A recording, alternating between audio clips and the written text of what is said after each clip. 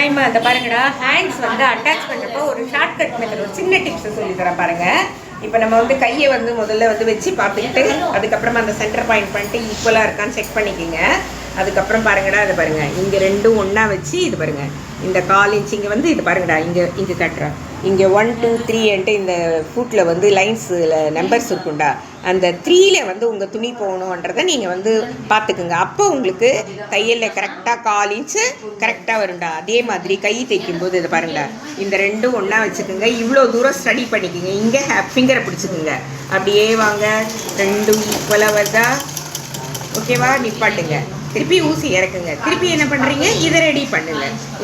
இந்த தோள்பட்டையில் எந்த பக்கம் இருக்கோ அதை அந்த பக்கம் தள்ளிக்கங்க. இதை பாருங்கள், திருப்பி இது ரெண்டாக வைங்க, அப்படியே பாருங்கள், இந்த ரவுண்டு வந்து எப்படி வருதோ கையில் இதை பிடிச்சிக்குங்க, இந்த துணியை இப்படியே தள்ளுங்க. அப்போ நம்மளுக்கு வந்து ஃபாஸ்ட்டாக வேலையும் முடியும், நம்மளுக்கு சுருக்கம் வராதுடா.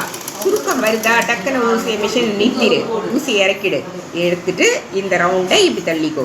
இந்த அடி துணியை இப்படி தள்ளனா அந்த மேல் துணி கரெக்டாக அந்த கவுக்கு வந்துடும், சுருக்கம் வராது. ஒரே செகண்டில் நம்ம கையை அடிச்சிடலாம். ஓகே, அவ்வளோதான்டா. இதை அடிக்கிறதுக்கு 3 நாள்